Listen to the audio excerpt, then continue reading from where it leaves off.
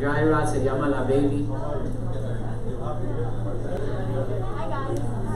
Qué lindo, yes. Muestren el amor, por favor. Declare buenas palabras sobre ellos. Si saben un poquito más, invítelos a que sigan viniendo a la iglesia.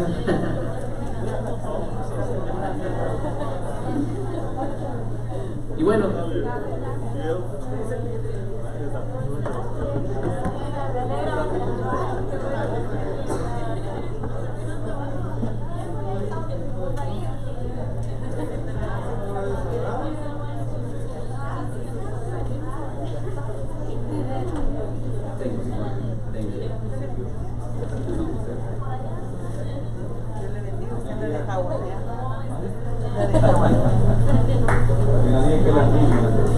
y si está en su asiento, puede agarrar su Biblia y ir abriendo a Salmos 11.3, Salmos 11.3.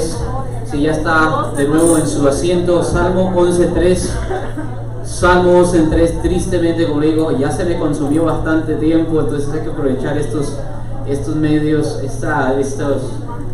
este tiempo que tenemos juntos. Vaya conmigo a Salmos 11.3, Salmos 11.3. Y vamos a basar esta palabra, este sermón, en dos porciones de la Biblia.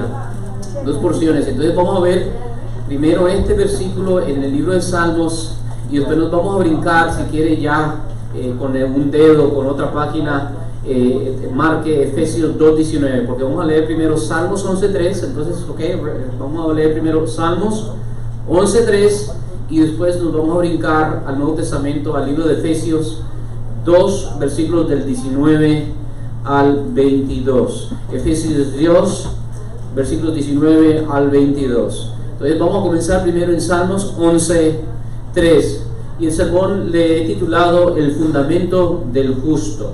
El fundamento del justo. Dile que está a tu lado, el fundamento del justo. El fundamento del justo. The foundation of the just man or woman. The foundation of the just. El fundamento del justo. Dice así la palabra del Señor en el libro de Salmos. Bien, tienen sus espadas, ¿verdad? Yo les sugiero que si no tienen una Biblia, compren una Biblia. Le doy gracias a Dios por mi esposa. Mi esposa sabe cómo. Ella sabe cómo hacerme el hombre más feliz. Me compró esta Biblia. ¿Cuándo pide mami? El Father's Day me lo compró y Dios mío, me siento tan equipado con ella. Entonces, si usted no tiene una Biblia, compre una Biblia que le gusta, y atesórela, y guárdela, porque también la Biblia, digamos, yo no sé si a usted le ha pasado, pero normalmente la Biblia son como los zapatos. Los primeros días los zapatos están incómodos, pero a medida que los usas más, como que el zapato se amolda al callo que tienes en el dedo gordo, se amolda al tobillo grande que tienes, no. Y así es mi Biblia. Entonces, por ejemplo, es más fácil. Después ya la Biblia, tú la conoces, digamos, dónde está qué, etcétera, etcétera. Entonces, agarre una Biblia, úsela, léala. No se acostumbre como muchas iglesias modernas.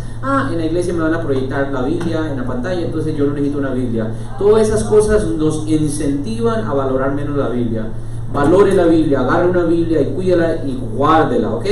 Vaya conmigo entonces al Salmo capítulo 11 y después vuelvo a repetir, vamos a brincarnos al libro de Efesios capítulo 2. Disculpen que mientras estaba hablando se me olvidó a mí. Entonces dice así, mi traducción dice así, Salmos capítulo 11, versículo 3 nuevamente. Dice, si los fundamentos son destruidos, ¿qué puede hacer el justo? Reina Valera dice, si fueren destruidos los fundamentos, ¿qué ha de ser el justo? Ahora brinquémonos a Efesios. Tenga esto en mente. Si los fundamentos son destruidos, ¿qué dice? ¿Qué ha de hacer el justo? Vaya conmigo al libro de Efesios ahora. Entonces capítulo 2, Efesios capítulo 2. Vamos, gloria a Dios. Gloria a Dios. Qué lindo es poder nutrirnos de la palabra de Dios. Qué lindo es poder comenzar la semana en la palabra de Dios. Mañana usted va a ir a trabajo lleno de la palabra de Dios. Vaya conmigo a Efesios capítulo 2, versículo 19. Y vamos a leer del 19 hasta el 22. Leo así. Así pues, ya no sois extraños ni extranjeros, sino que sois conciudadanos de los santos y sois de la familia de Dios. El suyo dice, perdón, todavía mantente ahí, dice así, el suyo dice, así que ya no sois extranjeros ni advenedizos, sino conciudadanos de los santos y miembros de la familia de Dios. Versículo 20, edificados sobre el que acabamos de leer en Salmos. Que acabamos de leer en Salmos 11.3. Si el fundamento es destruido, ¿qué dice? Que ha de ser el justo. Vemos aquí otra vez esta palabra fundamento. Edificados sobre el fundamento de los apóstoles y profetas, siendo Cristo Jesús mismo la piedra angular. Versículo 21, en quien todo el edificio, ¿de cuál edificio está hablando? Del cuerpo de Cristo, la iglesia, la familia de Dios, que en todo el edificio bien ajustado va creciendo para ser un templo santo en el Señor. Y terminamos con el versículo 22, en quien también vosotros sois juntamente edificado para morada de Dios en el Espíritu. Hacemos una oración. Gracias, Padre Celestial, por esta hermosa mañana. Gracias por darnos el privilegio de conocer, de que nuestros ojos han visto a Cristo. Si nuestros ojos no fueren abiertos, si nuestros corazones no fueren ablandados, seríamos como Faraón. Escuchamos lo que Dios nos pide y en vez de ser dóciles, nos endurecemos más. Gracias, oh Señor, que has quebrantado y roto nuestra dureza. Y por obra de tu Espíritu Santo nos has seducido, nos has conquistado. Y nos llevaste al conocimiento que es en Cristo Jesús. Y ahora somos libres. Porque dice tu palabra, y conoceréis la verdad, y la verdad os hará libres. Vivimos en un mundo donde se habla mucho de libertad, pero es una libertad superficial, ficticia, que al final solo vicia al hombre más en pecado. Pero en Cristo Jesús hemos sido hechos realmente libres, verdaderamente libres. Ya no somos hijos de la ira, sino que ahora somos hijos de Dios, porque eso es lo que tú nos has dado, Cristo. Dice, y aquellos que han creído en Él, les dio la potestad de ser llamados hijos de Dios.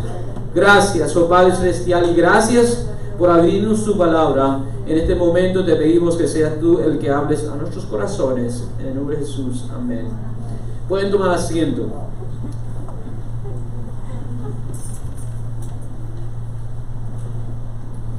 Si los fundamentos son destruidos, es una pregunta casi como desesperada, ¿verdad? Es una pregunta casi como en urgencia. ¿Qué puede hacer? ¿Verdad? Es como hacer la pregunta, si no hay policía, ¿qué puede hacer el padre de familia con los rateros? ¿Verdad? Dice, si los fundamentos son destruidos, ¿qué puede hacer el justo? Y acabamos de ver en Efesios que también se habla del fundamento. Un ataque común del ateo contra la creencia en Dios es la siguiente, y este es un ataque que se va hasta el tiempo de los filósofos griegos. No es nada nuevo, pero hoy se escucha mucho. Una pregunta común con doble intención del ateo, y del ateo es aquel que niega que Dios existe, es la siguiente: si Dios es omnipotente, ¿qué significa omnipotente? Que no hay nada que Dios no pueda hacer, y a la misma vez es perfectamente bueno, ¿por qué existe el mal en el universo? ¿Verdad? ¿Cuántos han escuchado esta conjetura de ateos? O una de dos: o Dios no es omnipotente y no puede vencer el mal, según ellos, o Dios no es bueno y no quiere vencer el mal. Pero si Dios, nos dicen, como ustedes dicen, que es omnipotente, que puede hacer todo y es perfectamente bueno, si ese es el verdadero Dios que existiera en el universo, no hubiera mal, ¿verdad? Y después de esto se sonríen, ¿verdad? Como que si acaban de Danos un knockout a los cristianos. Le vencí, lo callé. Qué buen argumento, ¿verdad? Y se sonríen como que se encontraron el clavo final para eliminar a Dios de la cultura, de la sociedad, de la existencia. ¿Cuál es el problema con esta conjetura? ¿Cuál es el problema con este tipo de argumentos? Sencillo. Vean esto. Al descartar a Dios y negar su existencia, dos cosas entonces estamos diciendo. Número uno, niegan cualquier estándar del bien y el mal, puesto que el bien y el mal ya no es algo objetivo, sino que ahora se vuelve algo que objetivo según los criterios subjetivos de las personas. No existe el bien y el mal absoluto, no existe el bien y el mal absoluto. En un universo donde Dios no existe y lo único que tenemos son partículas y átomos pegándose y lo único que tenemos es materia física, no existe el bien y el mal. Porque para que exista el bien y el mal necesitamos un estándar moral. Lo único que podríamos decir, a lo más que podemos llegar es, no me gusta ese acto, ya. Y de hecho es a eso lo que están llegando los ateos, donde están diciendo en sí no existe algo como el bien y el mal. Es decir, la verdad es relativa. El bien y el mal es relativo. Lo que de repente es bueno para ti es malo para otro y es bueno para otro. Entonces al final negamos cualquier estándar. Entonces la pregunta es inválida, porque sin Dios no existe el bien y el mal. Lo único que existe es algo que no es de tu gusto. No sé si me va a entender. Es como, por ejemplo, ¿cómo sabemos que cruzar la luz es malo? Porque hay una ley, hay un estándar. En un universo donde no hay una ley moral y donde no hay un juez supremo, el bien y el mal se vuelve asunto personal. ¿Están entendiendo esto? Esto es buenísimo, porque entonces lo deja callado. Pero no solo eso, hay un más grave problema. Están ustedes diciendo de antemano, ustedes entonces están confesando que existe algo como el mal, ¿verdad? Están declarando que existe algo como el mal. Y están también declarando que en el mundo en el cual habitamos, los seres humanos, existen actos donde personas sufren el mal y nunca se les da justicia, ¿verdad que sí? Ustedes, eso es lo que ustedes me están diciendo. Que ahorita hay niños que de repente están siendo maltratados y nadie los va a liberar. Que hay mujeres que están siendo ahorita violadas y realmente de repente donde ellas viven no hay un sistema judicial como en Estados Unidos y nadie las va a ayudar. Ustedes de antemano me están diciendo que existe un universo donde el mal existe. Bueno, al ustedes negar la existencia de Dios, ustedes están eliminando lo único que puede llamar a cuentas al malo.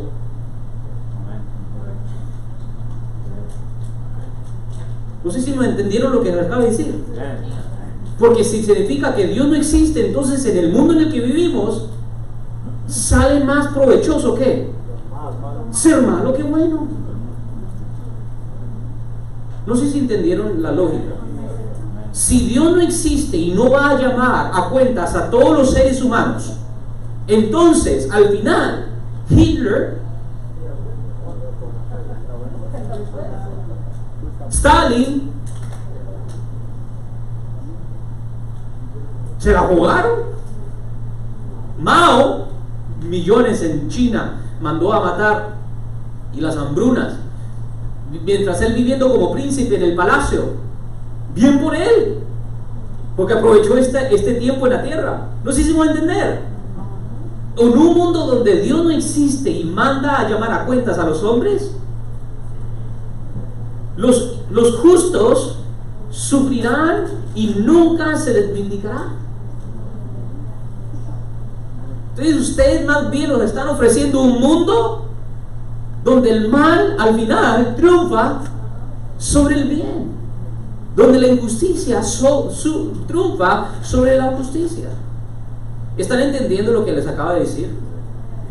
En conclusión, destruyen el único fundamento, digo fundamento, que acabamos de leer ahorita. Destruyen el único fundamento, no en términos reales, porque nadie puede destruir a Dios. Mañana nos podemos levantar y mañana de repente todo el mundo dice no hay Dios. Eso no significa que Dios deja de existir. Dios sigue siendo Dios.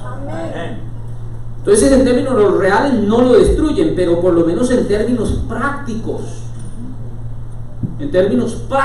destruyen el único fundamento de la justicia, destinando al justo a nunca recibir su vindicación. ¿Saben qué es vindicación, verdad? Cuando alguien hace el derecho o el bien por alguien que ha sufrido injustamente. En este mundo sin Dios, entre comillas, el mal triunfa sobre el bien, y el malo sobre el bueno, y el fuerte sobre el débil. ¿Están entendiendo lo que se acaba de decir? Ahora yo quiero dejarles saber que esta conjetura o esta semilla de duda que pone en cuestión la integridad de Dios no es nada nuevo, es prácticamente lo que Satanás hace en el huerto de Edén. Génesis capítulo 3 dice: y la serpiente, más astuta que cualquiera de los animales del campo del Señor había hecho, le dijo a la mujer: con que Dios os ha dicho. Ya esta pregunta está poniendo en cuestión ¿qué? Con que Dios os ha ¿qué? Dicho. Él ha pronunciado algo, él ha dicho algo. ¿Y qué es lo que hace Satanás con esta pregunta? Con que Dios os ha dicho. Ya está poniendo en cuestión ¿qué?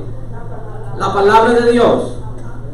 Y sigue diciendo más adelante: y la serpiente dijo a la mujer: ciertamente no moriréis, pues Dios sabe, está poniendo palabras en la boca de Dios, pues Dios sabe que el día que de él comiereis, serán abiertos vuestros ojos y seréis como Dios, conociendo ¿qué? El bien y el mal. ¿Cuál fue el trabajo y el objetivo de Satanás? Destruir el único verdadero fundamento del bien y el mal, que es ¿qué?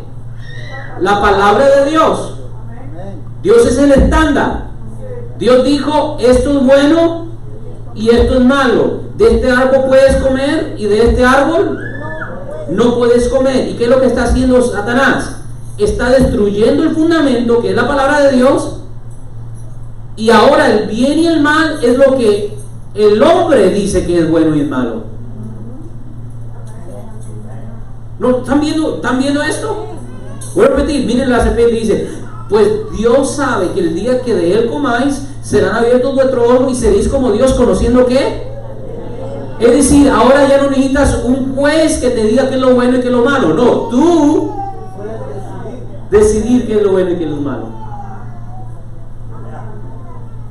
¿Están viendo esto?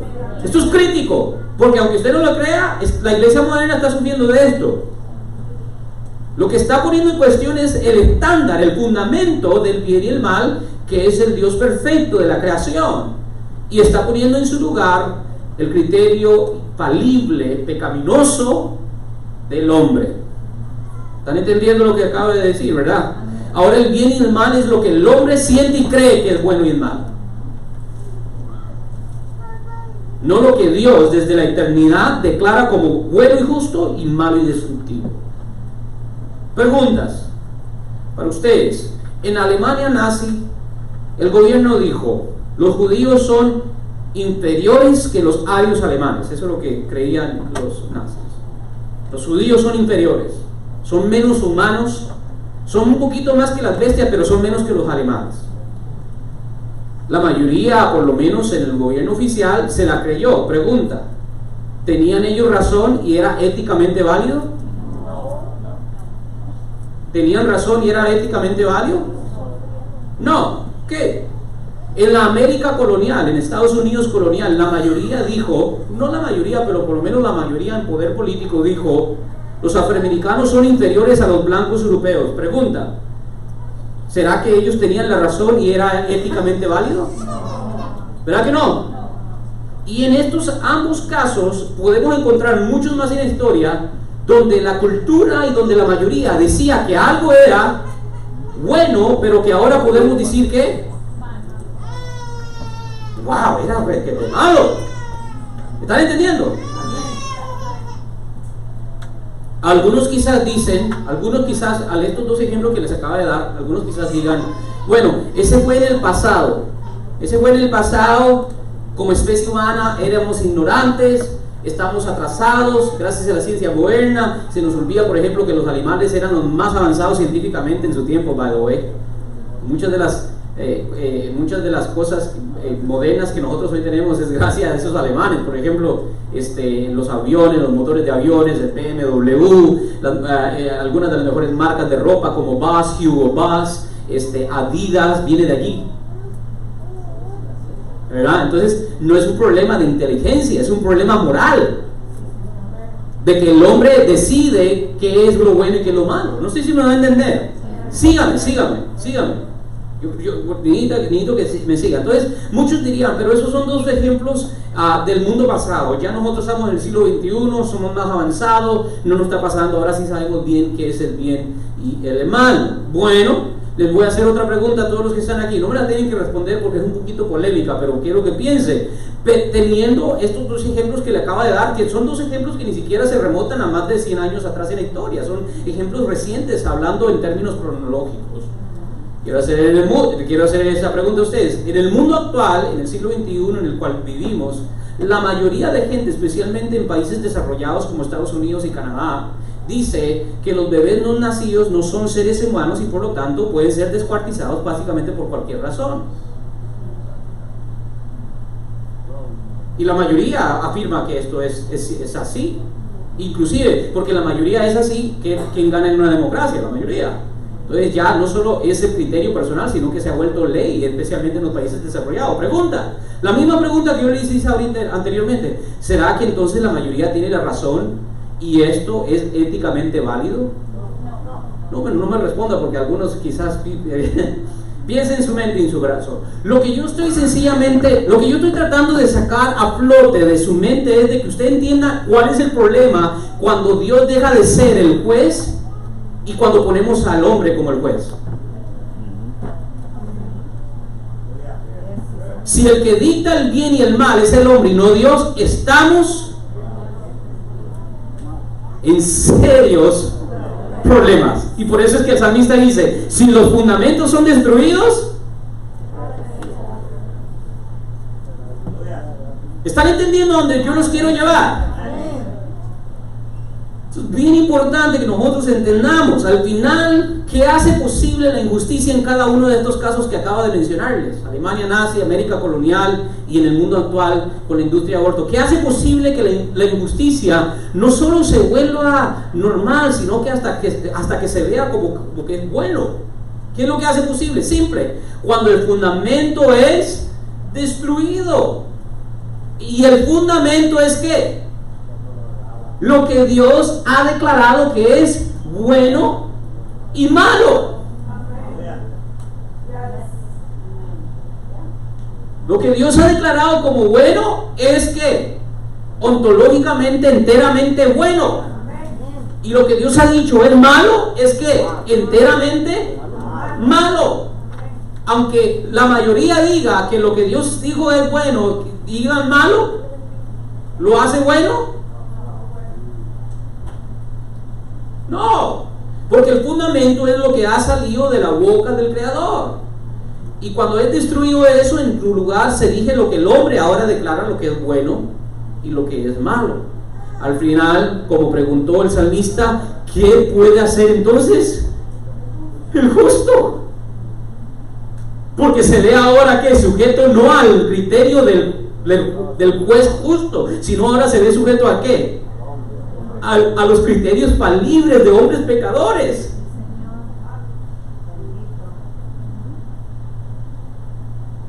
Tres cosas suceden, según la Biblia, cuando negamos la centralidad de la palabra de Dios. Diga conmigo, la palabra de Dios.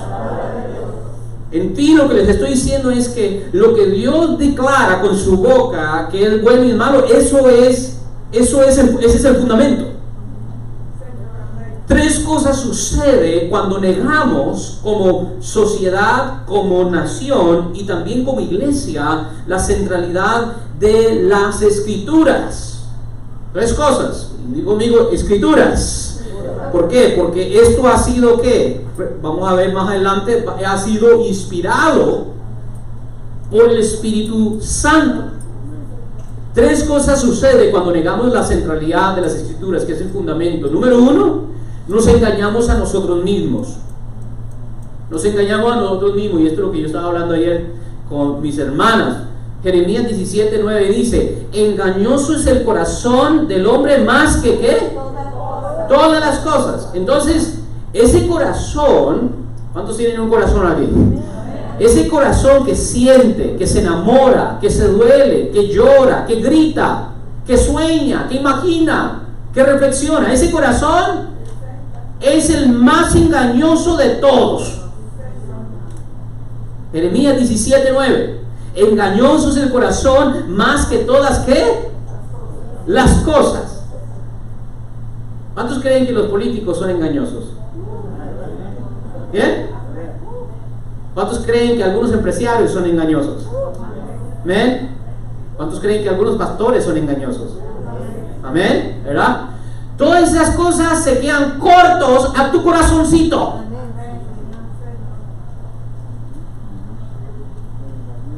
No, mi corazón no, jamás, mi corazón jamás me traicionaría de esa manera. ¿Cuántas veces ustedes se han preguntado, ¿y por qué hice eso? ¿Cuántos han vivido eso? ¿Ah? ¿Por qué hice eso? Por tu corazón.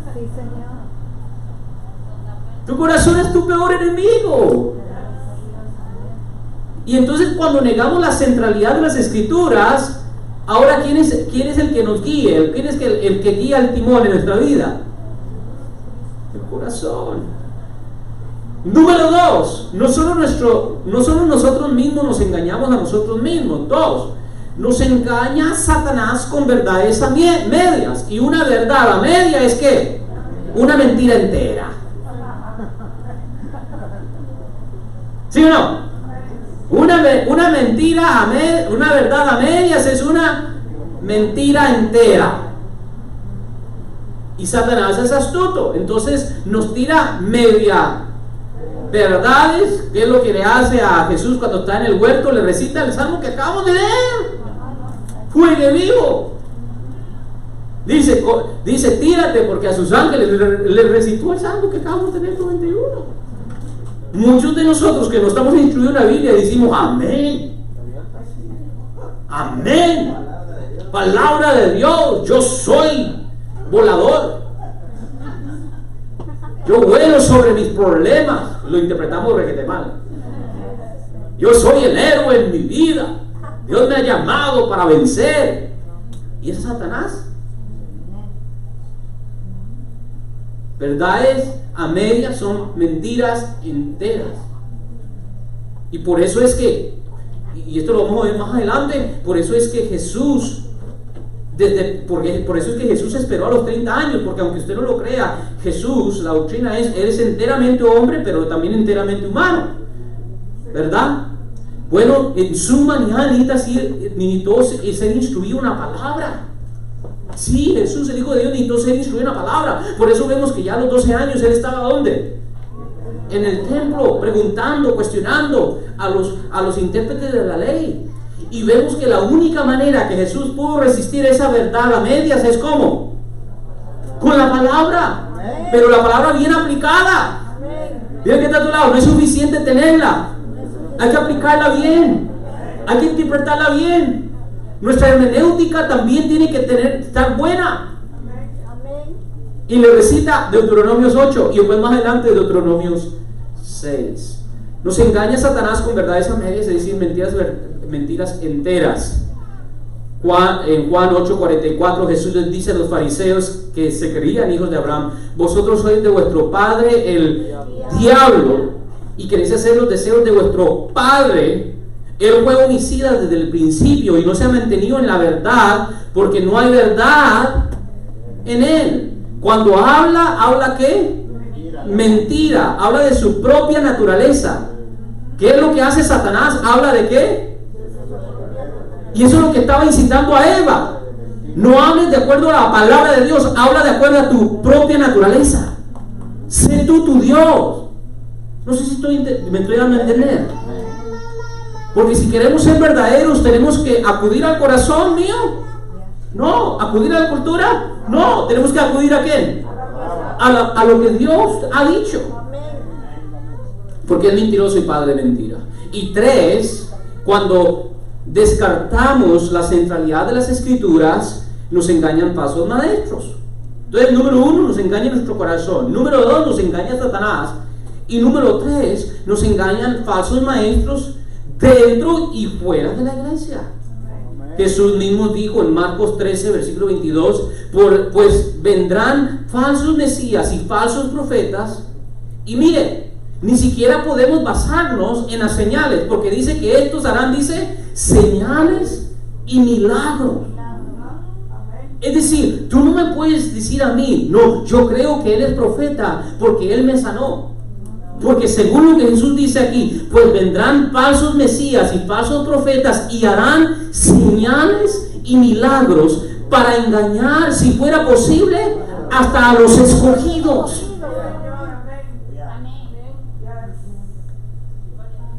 Y esta semana, tanto el martes como ayer en las oraciones, he hablado mucho a los que hemos estado aquí acerca de cómo Dios es el que elige y selecciona. Dios es el que hace la elección. Romanos capítulo 8, y a los que de antemano conoció, a estos también predestinó, y a los que predestinó, los justificó, y a los que justificó, los glorificó. El proceso de salvación en el pecador es una obra exclusivamente de Dios. Dios inicia, Dios perfecciona y Dios nos redime allá. Es exclusivamente, Jesús dijo, nadie puede venir al Hijo si el Padre no le envía. Cuando Pedro declara, todo, después de la pesca, después de que Jesús le pregunta a ellos, ¿y quién dices que vosotros sois? Y dice, tú eres el Cristo, el Hijo de Dios. ¿Qué le dice Jesús? Pedro, eso no te lo reveló carne ni sangre, sino Dios. El Espíritu Santo te lo acaba de revelar. Entonces Dios nos escoge de antemano. Efesios dice aún antes de la fundación del mundo. Y lo que va a pasar es que estos falsos maestros y profetas, por medio de señales, van a tratar de engañar, aún si fuere posible, escogidos. Ahora tengo buenas noticias: nadie arrebata a los escogidos de las manos del Señor. Nadie los arrebata. ¿Cómo te atreves a decir eso, Josué? Jamás, eso no es bíblico. Bueno, sencillo. La misma oración que acaba de decir mi esposa, el libro de Juan, capítulo 17, dice: Padre, yo voy a volver a ti. Mientras yo estaba con ellos, yo los cuidaba y no he perdido ni uno solo, mas el hijo de la perdición, para que la escritura se cumpla.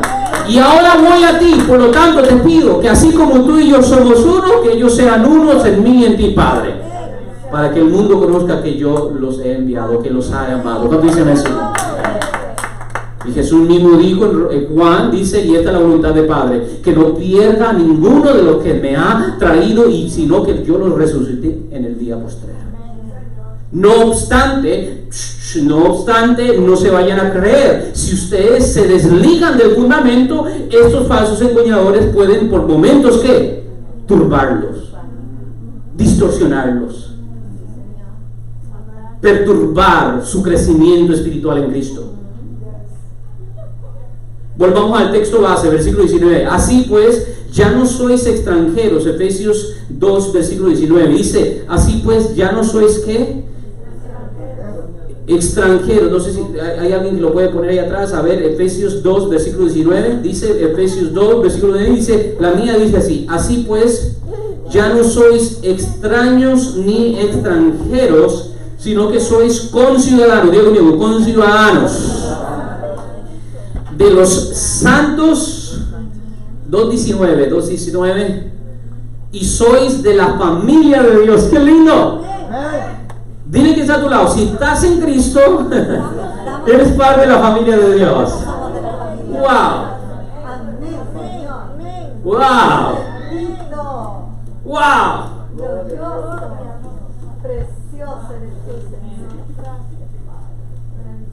¿Qué es lo que nos está diciendo el apóstol Pablo aquí? Que realmente no es el apóstol Pablo, es que el Espíritu Santo. ¿Qué es lo que nos está diciendo en este versículo? Veamos, simple, que antes de venir al conocimiento del verdadero Dios por medio de la obra redentora de Cristo Jesús, escúchenme, escuchen cada palabra, escuchen. Antes de venir al conocimiento del verdadero Dios, digo conmigo, el verdadero Dios. ¿Y cuál es el verdadero Dios?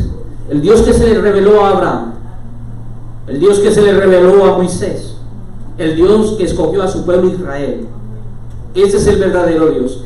Antes de venir al conocimiento del verdadero Dios por medio de la obra de Cristo Jesús, nosotros que éramos gentiles, y todavía lo somos en la carne, nosotros que éramos gentiles, éramos ¿qué? Extranjeros. Cuando Ruth llega con su nuera Noemí a Israel, ella es una ¿qué? Ella es una extranjera. Ella es ¿qué? Moabita. Sus leyes y sus costumbres son ¿de qué? De Moab. Sus dioses son ¿de dónde? De Moab. Su cultura es moabita. Y entonces lo que está diciendo aquí el apóstol Pablo es de que antes de que Cristo Jesús nos revelara al verdadero Dios, como gentiles éramos extranjeros al pacto de Dios para con su pueblo Israel. Nuestra nacionalidad, por así decirlo, nuestra nacionalidad era ajena a la familia de Dios. Éramos advenedizos, extranjeros, extraños. Tengo mi cartera, aquí tengo mi cartera. Ya no dice, es que yo creo que algunos se ofendieron, pero antes decía resident alien. ¿Qué dice? Resident alien, ya no lo dice, seguro ya lo cambiaron porque ya la gente seguro se ofende, ¿verdad? Que les llaman aliens. ¿Qué significa resident alien en español? Es un extraterrestre.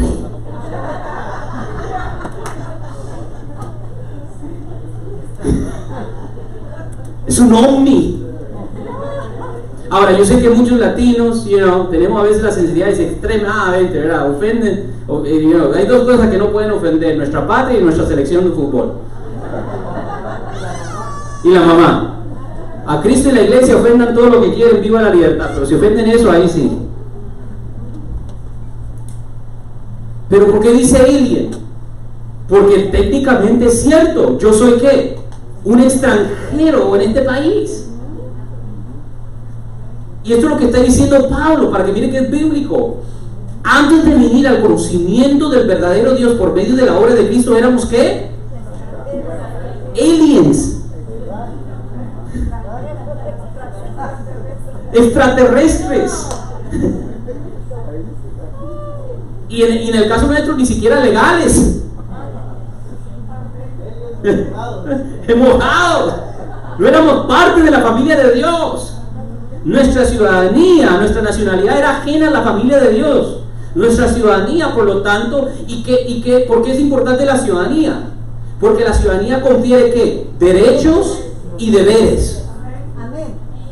Las dos cosas son importantes. No solo me habla de derechos como hoy en día, no. La ciudadanía confiere ¿qué? Derechos y deberes. Cuando usted hace su examen de ciudadanía, usted tiene que ¿qué? Que declarar lealtad ¿qué? A Estados Unidos. Y usted tiene que decir que si yo tengo que el día de mañana defender la tierra de patria, defender a Estados Unidos, yo lo hago.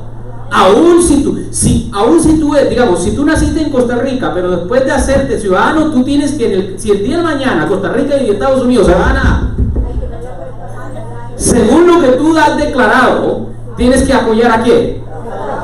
A Estados Unidos. Y hay que matar ticos.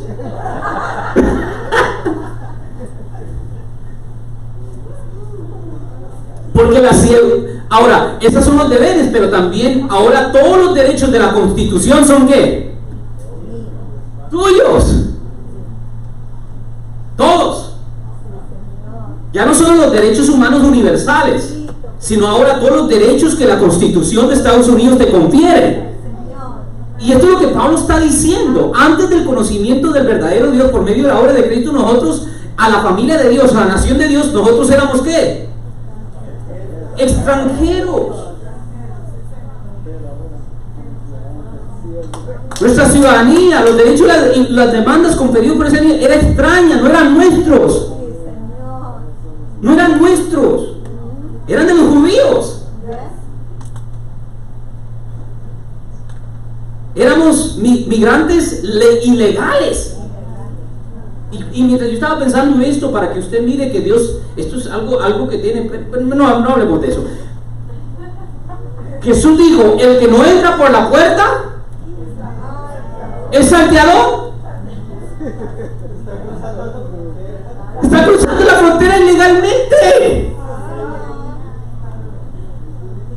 Y es ladrón. Porque aunque esté físicamente, geográficamente dentro, como no entró por la puerta, los derechos y las demandas de la ciudadanía no son conferidos.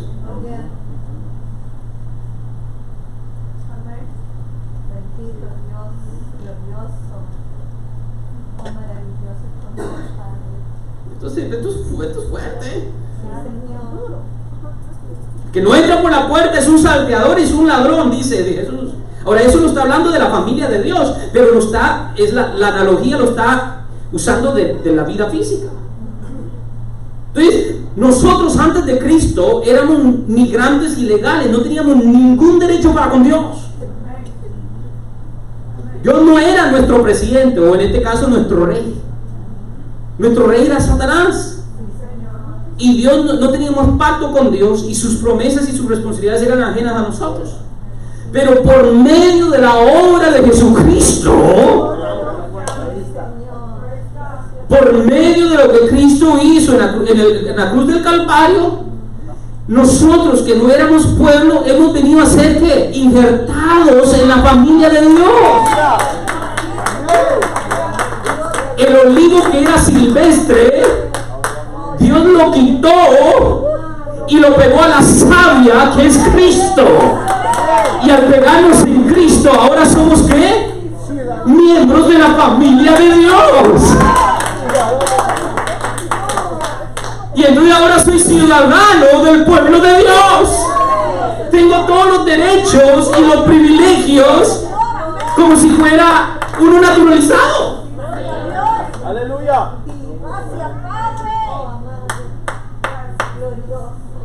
¡Qué lindo! Nótese, no estamos reemplazando a la familia de Dios. Que muchos han dicho eso. No. Los pactos con el pueblo de Israel son eternos. No estamos reemplazando a los judíos. ¿Qué es lo que está pasando? No, sencillamente el Señor está quitando algunas, que son los fariseos y saduceos, porque no creyeron. Y en su lugar, ¿qué hizo? Puso a un dominicano, puso a un tico, puso a un chapín. ¿Cuánto dice? No es que Dios ha olvidado el pacto con la casa de Israel, sino que la piedra que desecharon los edificadores ha venido a ser ahora la piedra del ángulo del nuevo edificio en Cristo Jesús, donde ahora el pueblo de Dios no solo se compone de judíos, sino que ahora se compone de ¿qué? De judío y griego. Estamos siendo injertados por medio de la obra de Cristo Jesús, y por lo tanto ahora son nuestros también el pacto, nuestros las promesas, y también quiero un amén en este, y también nuestras las responsabilidades. Ya no podemos vivir como extranjeros. Si en tu país se habló español y aquí se habla inglés, ¿qué hay que hacer si somos realmente responsables? Aprender el inglés. Y no vamos a tratar de imponer el nuestro. No que no lo podemos hablar, lo podemos hablar. Y es bueno, enséñale a sus hijos ambos el español y el inglés. Pero no podemos decir, hey, ahora estamos aquí, ahora se tiene que hacer todo en español. No, porque cada pueblo, si usted va a Rusia, ¿usted cree que si usted le dice eso a Putin, él va a escucharlo? Al Gulag lo vamos a mandar. Aquí más bien nos conceden mucho.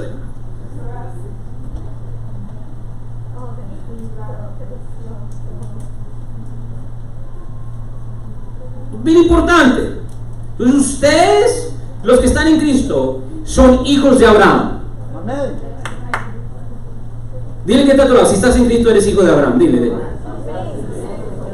Y entonces si eres hijo de Abraham, ¿qué significa? Las promesas que Dios hace con Abraham y su simiente son tuyas, porque no habla de simientes en plural, y eso es lo que dice Pablo, sino habla de la simiente que habla de Cristo. Esto es lo mismo que Pablo más adelante en esta misma carta declara. Efesios 4 dice, esto digo, Efesios 4 y 17, ya estamos por terminar, no voy a terminar todo el sermón, lo quería terminar, pero como tuvimos varias cosas, no voy a poder. Pero mire, váyanse conmigo a Efesios 4 rápidamente, Efesios 4 y brínquese al versículo 17. Efesios 4 versículo 17, cuando tengan, déjenlo saber con un amén. Dice, esto pues digo y requiero en el Señor, que ya no andéis como qué, como nosotros qué, porque ya no podemos andar como los otros gentiles, porque hemos cambiado de ciudadanía.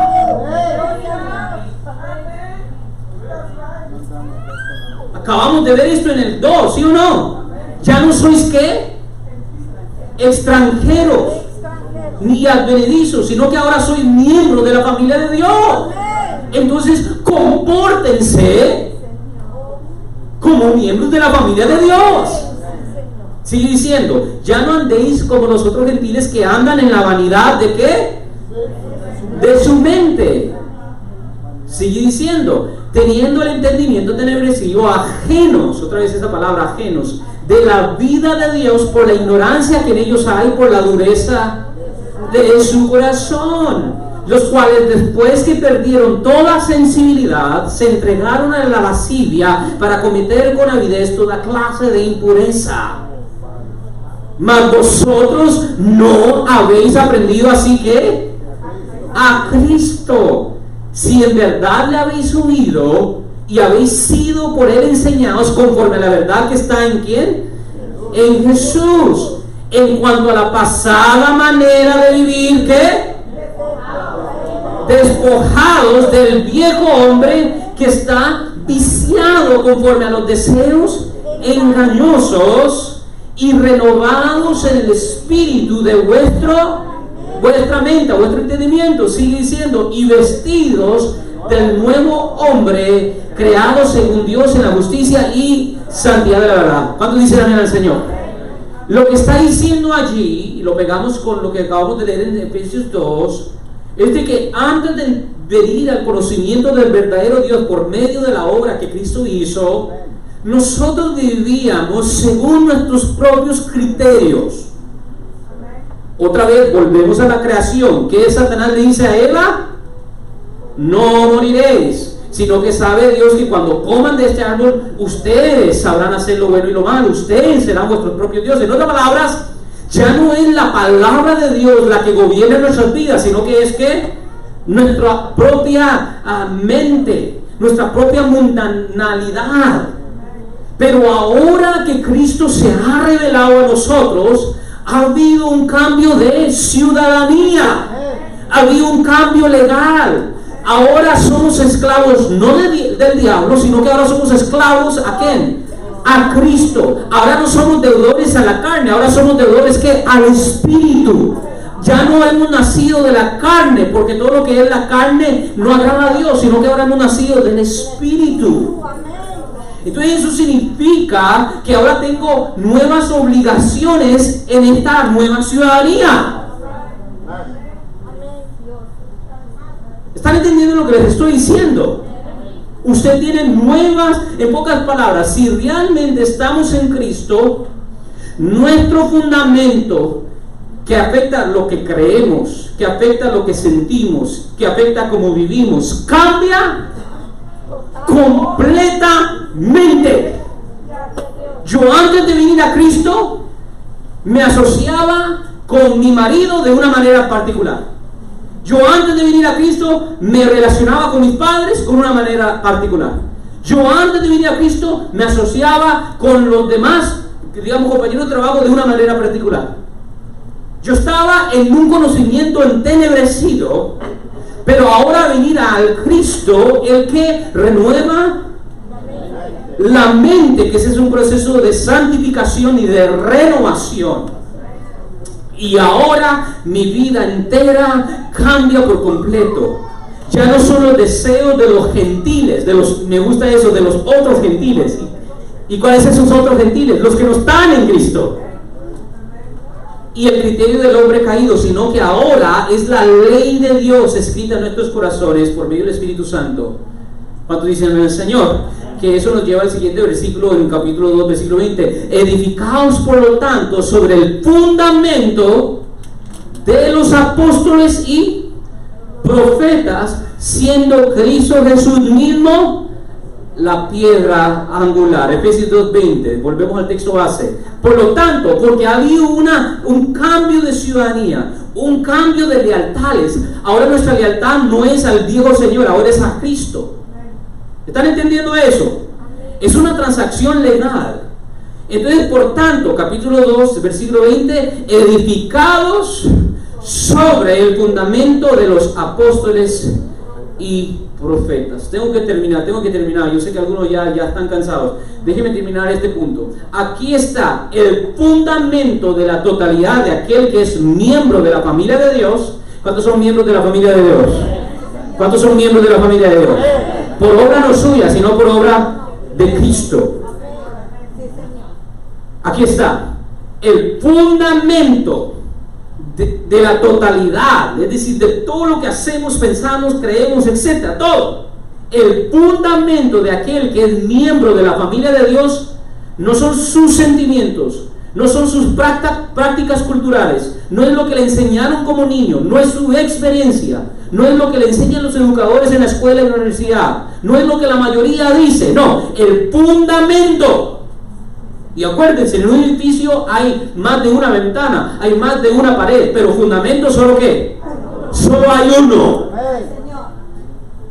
Una vez que se pone el fundamento, ya no hay otro. El fundamento del miembro de la familia de Dios son ¿qué? Los apóstoles y los profetas. Ahora, alguno digo, ok, entonces déjenme poner el canal al apóstol tal y tal. Ok, déjenme poner la emisora radio a profeta tal y tal. No, wait a minute. No es a esos profetas y apóstoles que se están refiriendo. Porque si son esos, entonces estamos en el mismo escenario, estamos dependientes de otros hombres. No ha cambiado nada. Estamos sujetos al criterio de otros hombres. No. Cuando él dice el fundamento son los apóstoles y los profetas, definamos bien esto. ¿A qué se refiere? Le traigo una pequeña cita de la Confesión de Westminster. Dice de la siguiente manera: bajo el nombre de Santas Escrituras o Palabra de Dios escrita están contenidos todos los libros del Antiguo y Nuevo Testamentos, todos los cuales fueron dados por inspiración de Dios para que sean la regla y el estándar de todo cristiano. Es decir, los profetas, ¿a qué se refiere ahí? Son aquellos profetas especiales, los cuales el Espíritu Santo que les reveló sus decretos bajo el Antiguo Testamento. Y esos son los libros de ¿qué? De Génesis a Malaquías. ¿Y los apóstoles son quién? Son aquellos hombres especiales que por medio del mismo Espíritu Santo les reveló los decretos bajo el nuevo pacto en Cristo Jesús, que son los libros de ¿qué? De Mateo, Apocalipsis. Es decir, Pablo no se está refiriendo a hombres, sino que cuando dice apóstoles y profetas se está refiriendo a las sagradas escrituras. Segunda de Timoteo 3:16 dice: toda escritura es inspirada por Dios y útil para enseñar, reprender, corregir e instruir en justicia, a fin de que el hombre de Dios sea enteramente preparado para toda buena obra. Entonces, la Declaración de Independencia, la Constitución de la Nación de Dios, se llama la Palabra de Dios. Entonces tú ahora tienes un deber como miembro de la familia de Dios de educarte en ella, de aprenderla, de amarla, de recibirla, porque es tu nuevo fundamento. Ya no es lo que me enseñaron, ya no es lo que yo pienso, ya no es lo que dice el X, ya ni siquiera es lo que yo digo. Por eso, si yo me paro aquí y comienzo a hablarles por una hora y solo un versículo de la Biblia le recité, huyan. Pero no, hoy día ese es el tipo de predicador que quiere la gente escuchar. Agarran 3 versículos, lo interpretan mal, los unen mal y al final no aprendimos doctrina. Y por eso es que pasas 10, 15 años y todavía estás lidiando con los mismos pecados. No ha cambiado tu persona. Más bien a veces a algunos, como dice Pedro, les pasa como al perro. El perro vuelve a su vómito.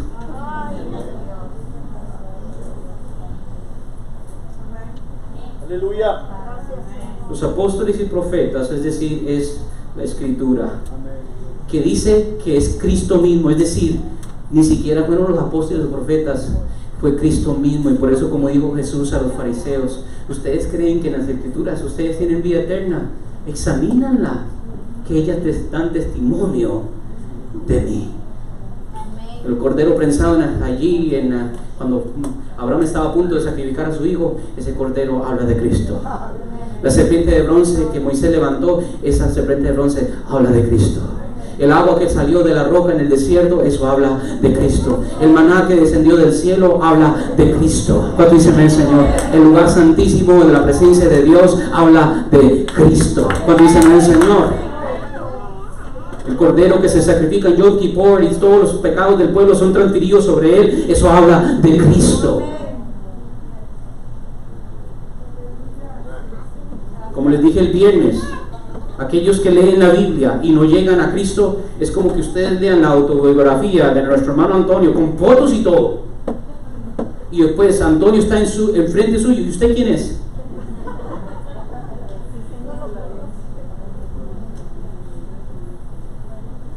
Entonces termino con esta reflexión.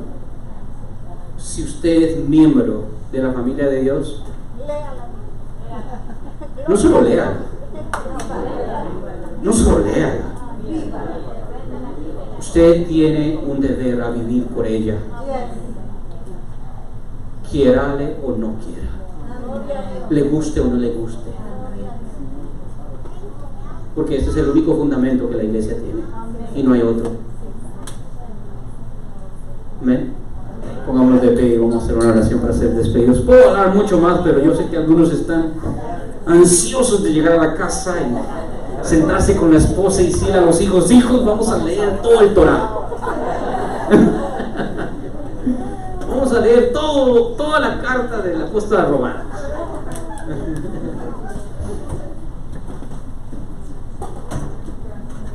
Oramos. Padre Celestial, gracias por esta hermosa mañana y bueno, ahora tarde. Vamos a volver, oh Dios, ay Dios mío, aquí es donde viene lo difícil. Vamos a volver al mundo. Aquí en esta iglesia es fácil ser cristiano. Aquí en estas 2 horas en este templo entre la comunión de los santos es fácil decir un amén. Pero ahora mis hermanos volverán al mundo. Y como dice tu palabra, en el mundo tendremos aflicción. Porque estaremos, digamos, con compañeros de trabajo que de repente no hablan lo mismo que nosotros hablamos, que no quieren lo mismo que nosotros queremos. De repente tenemos que volver a casa donde de repente un miembro de la familia que no es cristiano hostiga. Y volvemos al mundo que nos inyecta con 1000 mensajes y ninguno lleva a Jesús. Pero Señor, nos paramos firmes sobre tu palabra. Queremos ser como ese árbol plantado junto a corrientes de agua, que esa es tu palabra. Y no queremos depender de nuestros sentimientos, no queremos depender de nuestras circunstancias, no queremos depender de nada más que tu palabra. Como dice el salmista ahí mismo en ese salmo: de día y de noche medita en su ley, y en su ley está su delicia. Dios, si no nos estamos deleitándose en tu palabra, te pedimos perdón primero que todo. Nos arrepentimos.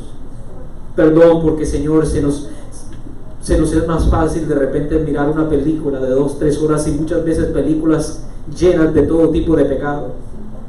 Pero qué difícil es, oh Dios, abrir la Biblia y juntos con la familia meditar en ella, estudiarla, leerla, analizarla. Te pedimos perdón, no debe de ser así. Si ya somos hijos tuyos y somos miembros de la familia de Dios, nuestro deleite debería ser tus palabras. Nuestro mejor pasatiempo debería ser lo que tú dices y no nosotros. te pedimos perdón, pero también te pedimos que así como por medio de tu Espíritu tú nos regeneraste, tú nos hiciste nuevas criaturas y nada tuvimos que ver allí, porque ni aún la fe fue nuestra, sino que fue don tuyo. Es decir, nosotros estamos completamente vendidos a la maldad y por naturaleza resistimos tus decretos, pero así como tu gracia se nos reveló por medio de la fe, que es el mismo Espíritu que produce eso en nosotros, ahora, estando aquí, estando adentro, estando en la familia, yo te pido, Dios, por medio de tu Espíritu, produce un anhelo y una hambre por tu palabra. Que seamos como recién nacidos, que cada 1 hora, cada 2 horas le piden a mami el pecho, que así seamos. Que haya un deseo, Dios, natural, que nazca del Espíritu, que nos lleve a la palabra tuya. Y Dios, si eso sucede, nuestras vidas van a cambiar para mejor. Nuestros matrimonios cambiarán para mejor, nuestros hijos cambiarán para mejor, nuestra iglesia cambiará para mejor y nuestra nación cambiará para mejor. No deseo, Dios, que entre más el hombre se aleja de tus ordenanzas, más se corrompe la tierra. Por lo tanto, oh Señor, por lo menos nosotros como iglesia, y no solo esta iglesia local, sino que toda tu iglesia en el mundo entero, que el fundamento, Dios, esté firme y que sus hijos estén nutriéndose en él. En el nombre de Cristo Jesús, amén. Dios les bendiga, hermanos, pasen una feliz tarde. Nos vemos aquí. Tristemente no estaré con ustedes el martes. Mañana los jóvenes me van a llevar a la playa. Entonces no voy a estar aquí el martes, pero venga de todos modos. Ahí estará mi hermano Francisco, Antonio, van a estar los fieles. Venga y nos vemos el próximo viernes. Dios les bendiga, pasen una feliz semana.